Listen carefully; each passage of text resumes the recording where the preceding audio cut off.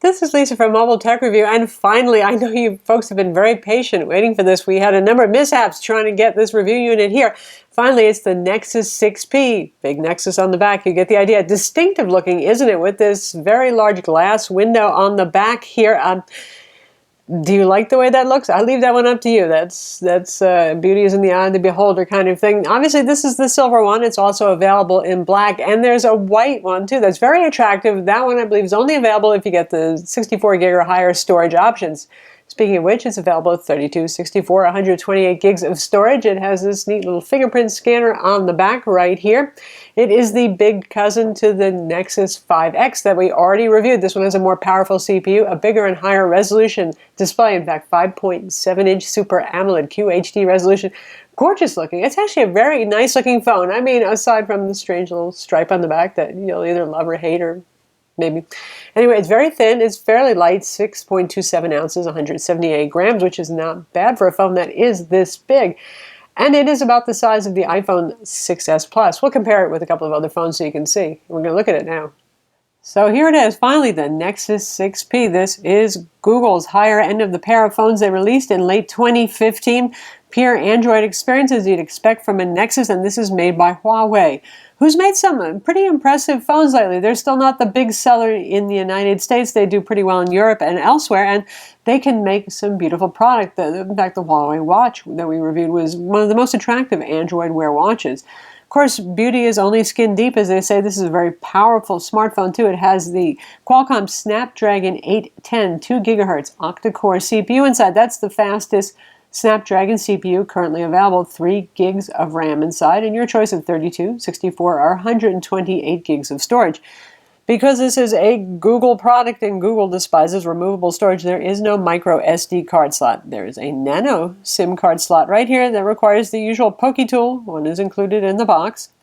And that's where you put in your nano SIM. This is an unlocked phone, not just GSM, it's CDMA as well. What does that mean? It works on not just AT&T and T-Mobile with 4G LTE, but also Sprint and Verizon. In fact, I'm running this with a Verizon SIM card in it. Good times. So that's pretty nice.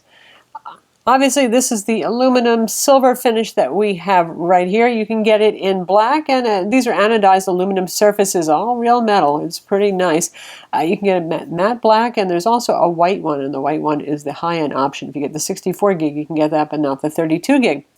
This little piece at the end here is plastic. There are antennas over here, and usual antenna lines on the edge that are unavoidable in phones. USB-C port for charging and for syncing. Now, happily, unlike the Nexus 5X, besides the USB-C to USB-C cable and charger in the box, and that's a quick charger, 3-amp quick charger, they also have a little shorty cable that goes from USB-C to standard USB-A, which is the kind of USB port that we have on our computers today. So if you need to transfer stuff, you can do it. That's always handy. So you want to get photos off or something like that without having to go through some cloud service. Or if you want to copy music onto it quickly from your computer, that little cable will come in handy.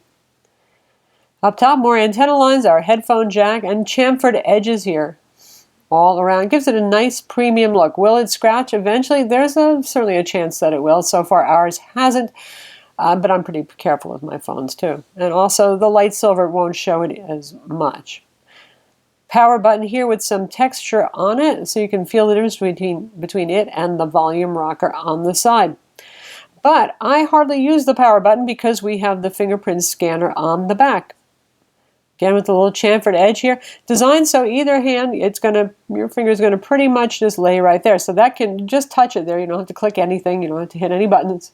It'll unlock the phone, and you'll be ready to go.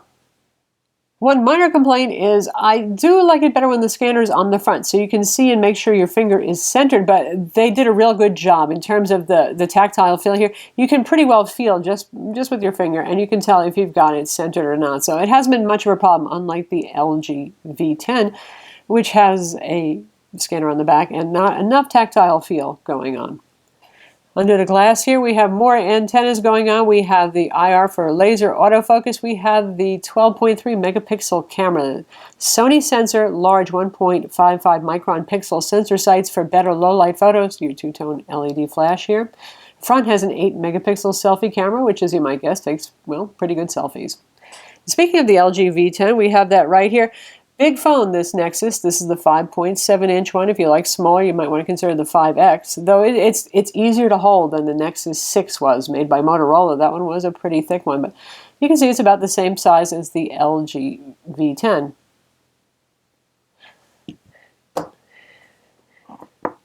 And here we have the iPhone 6s Plus, just about identical. They're both very slim phones. They're both just about the same size. The iPhone is the more slippery one because it has those rounded edges that look really pretty and all that sort of thing. But the straight edges on this really help you keep a grip on it, so I haven't felt like I was going to drop this. So folks, I tell you, I really like this phone. If you just want to stop watching right now and want to know if Lisa from Noble Tech Review likes the phone, yes, I do. One of the reasons I do is not just because it's a pretty good-looking phone in person. You know, from pictures it might be hard to tell, but it's very nice looking. I like bigger phones. You have to be okay with bigger phones. As you saw, this is a big phone. It may not be as awkward as the Nexus 6 was, but it's still big. But this AMOLED display, it's absolutely lovely. They say it's the latest generation Samsung AMOLED panel, sometimes with manufacturers to save some money or because Samsung has supply issues. They end up buying older generation panels. This is the latest technology inside. It's QHD 2560 by 1440, and it has AMOLED's vibrant colors and rich deep blacks that I've come to really enjoy, honestly. And it's not so blown out that it's unnatural looking. Now, when you're going to take pictures with the camera on this, you're going to think it's the most brilliant camera in the world because the colors will be so crisp and the contrast will be so high. A lot of that is the panel. No, the camera is pretty good, but we'll get to the camera. Anyway, nice display on this, and hidden under developer options, and for those of you who don't know where that is, you go to settings, and this is pure Android Marshmallow, by the way, another nice thing, 6.0.1. Anyway, you tap there, and developer options doesn't show up. You actually have to go to About Phone and tap on the build number 7 times, and it'll say, woohoo, you're a developer. I don't know why they do that, but once you do that, for some reason they've hidden the sRGB color option, picture color mode, there. If you rather have it look more like a standard LCD in terms of color saturation, there you have it. And did you notice OEM unlocking? So if you want to unlock your bootloader, makes it a little bit easier there too. It is a Nexus phone. It's meant for you ROM cooks, all those folks who want to unlock their phone, do all sorts of things, or just appreciate clean Android and getting the latest Android builds more quickly than most everybody else, because you don't have to go through carrier permissions with this first. There's no manufacturer in between. It's Google's own phone, made by Huawei, yes, but Google's in charge of it. It had Android 6.0 Marshmallow out of the box. It got the 6.01 update. I have not any problems. I've had great success with it so far. Speaking of the battery, 3450 milliamps, that's an ample size battery. It is sealed inside. This is a unibody metal phone. You can't get to the battery to swap in a spare like you could with the LG V10, for example. Battery life on this has been very good for me. I mean, it's a pretty high capacity battery, but you've got the Snapdragon 810, which is a power-hungry little CPU there and a big display. Battery life has been, well, let's put it this way, I have not been able to kill this in a day, unless I'm doing something like binging on Asphalt 8 racing or something like that. It is quite good. Certainly in excess of 5 hours of screen on time. If you're going to be playing video in a loop to test it or something like that, you're going to just have to let it go for the whole business day to do it. So battery life on this is quite good, and Android does help to save power when the screen is off, but even screen on times have been quite good with this. It's been a pleasure. It does support quick charging. Again, a quick charger is in the box. It's a fast 3 amp charger, so it will charge up very quickly. No wireless charging here. Metal back phones generally don't have that, so you're going to actually have to use a charger or a battery pack and a USB A to USB-C probably adapter, or goodness knows, some of those are micro USB. It gets complicated when it comes to that because of USB-C. Everybody's excited by it because it's a forward-thinking new kind of reversible port. Doesn't matter which way you stick the cable in. Experientially using the phone, it's a fast phone. In terms of benchmarks, Quadrant 24,940, Antutu 87,593, Geekbench 3 1349 for the single core, 4962 for the multi-core test on this. 3D Mark Ice Storm Unlimited 28,001, 3D Mark Slingshot, which is a more difficult test, it's a 1440p test, 1844. And we'll put that in a comparison graph for you so you can see those numbers. You don't have to keep replaying this section to listen to my voice again. It's a fast phone. That's all I can say about it. All right, with the help of Ernie the bath toy, here we are looking at the camera now. It's a 12.3 megapixel camera. Sony sensor inside, large micron pixel 1.55, so it's good in low light as well. It's the same sensor that you're going to get in the Nexus 5X, but the lens on the back is supposed to be better on this one. It takes lovely pictures. It does not take pictures and video that are as good as the Samsung Galaxy S6, Note 5, or the LG G4 and V10, which are the best camera phones on the market right now in Android land. But it's pretty darn close, and considering that this is less expensive, starting at $499 or $450 if you buy it absolutely right now while it's on sale for the Christmas holiday season, it is a very pleasing camera. Honestly, it is. And UI for Google, sometimes they've done some pretty weird things with the camera UI. This is for them, pretty simple. It starts with 4:3 aspect ratio. You can change that if you want, though. You got photosphere. Google will never give up on that. Panorama, lens blur, which tries to create a bokeh effect with background blur, and settings, resolution, and quality right here. And you can see we can choose from different aspect ratios and resolutions there. If we go at 16:9, it does drop down to 8.3 megapixels. Not the end of the world, honestly, there, if you do that, though. Front camera is 8 megapixel. Good camera there. Video, you can go up to 4K at 30 frames per second. Front camera obviously can do 1080p. Focusing is quick. It does have laser-assisted autofocus, something that we have seen on the LG phones, and you can see it working on autofocusing. Sometimes you'll see it do a little bit of focus and refocus when you're shooting video, if you're shooting a fast-moving target, but otherwise it's not a problem. Shoots very quick.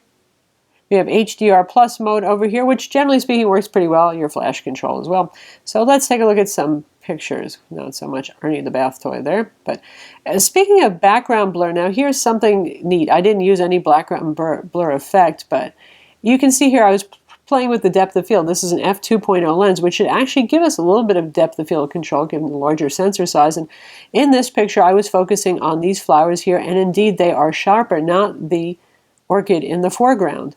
And on this one, I focused on the orchid in the foreground, so it is sharper than the flowers behind it. So you can actually do a little bit of photographic effect. Just some pretty flowers right there. Landscape pretty flowers. Shot of shiny BMW. This is to look at how it handles whiteout and reflections. A silver car on a bright day like that. And we've got some white out there on the fender area, but nothing that isn't forgivable. And you can see that in just the standalone digital cameras as well. There is a selfie picture right there. Now that's one of the least hideous selfie pictures I've ever seen. It is still a pretty wide angle lens. I have to hold that pretty far away, so it's still going to exaggerate your features and all that kind of thing the way front cameras do. But it's sharp, the details are good, the colors are good on it, and here you can really see the texture and the dimensionality of the figure here, and just the detail of the rocks and the leaves. It's a nice camera. It really is. Like I said, the Samsung Galaxy S6 still shows it up for having even more digicam, real true digicam-like pictures and a little bit better video, but this is still quite good. I would not mind using this as my primary phone in terms of the photographs that it takes. In terms of multimedia enjoyment, we have front-facing stereo speakers here. Now, if you're using the speakerphone for a phone call, it's only going to use the bottom speaker. I think that's to avoid accidentally deafening you by blasting sound out here, should you happen to put it against your head while having a phone call. So here's where our volume is set at right now. For a phone, it sounds pretty good. I'm not quite sure it's HTC Boom Sound front stereo speaker good, but it's quite good. This is Lisa from Mobile Tech Review, and it's the Dell XPS 15 Infinity again, 9.5. For doing things like watching YouTube, I absolutely wouldn't mind using this phone. Sound is pretty good. Speaking of call quality, since we're talking about that, call quality is quite good. We tested this on AT&T and Verizon, and in both cases we had nice, clear audio. LTE speeds were par for the course, what you'd expect from any phone today on those carriers. Generally, given radio certifications and all that kind of thing, there's not a whole lot of variability between phones there, but you do get LTE 4G on all the major carriers. And again, unlocked, no contracts, no monthly payments, none of that sort of thing. And now for our requisite gaming here with the usual Asphalt 8. Oh, I wish I was on that new Area 51 track, but we'll just stick with the basic Nevada. Plays very smoothly, very perfectly. Let's see if we can do some obnoxious takedowns. Not this time. We're going to go this way. Okay. Oh! That's what happens when you try to play with bad manners. Anyway, the frame rates here are just fine. The colors are beautiful. It's a huge screen. I mean, that is so fun for gaming and all that sort of thing. So, yep. If you want to play the latest games, if you want to get the best performance possible, obviously this phone would be it. When you play games, it will get warm here. It does not get burning hot. Thin phone that's metal with a fast processor, you're going to feel the heat. But you know the Snapdragon 810 has a reputation for running hot, and it seems to be quite managed here. So yet another score for the phone. It's great for gaming. It's a pretty good camera phone as well. Voice quality is nice on this. The screen is lovely on it. Battery life is good too. It's a win-win-win. And again, it starts at $499 normal price for the 32 gig. Each storage increment up will add another $50. So that'll be $550 if you want the 64 gig, and $599, or just call it $600 if you want the 128 gig model. So that's the Nexus 6P, chamfered metal edges, anodized aluminum backs, all sorts of nice bells and whistles here. A very high-end device, but the price is pretty nice for that. Starting at $499. There's a Christmas special going on right now, Christmas 2015, where it's $50 off. That'll soon be over, I guess. Anyway, it's a nice flagship phone for less money than you'd usually spend. And like I said, it's unlocked for all major U.S. carriers and many minor ones too. So even Sprint and Verizon can get in on the goodness of this phone. It's really nice. It's really nice. I like it a lot. I'm Lisa from Mobile Tech Review. Be sure to visit our website for the full written review and hit that like button.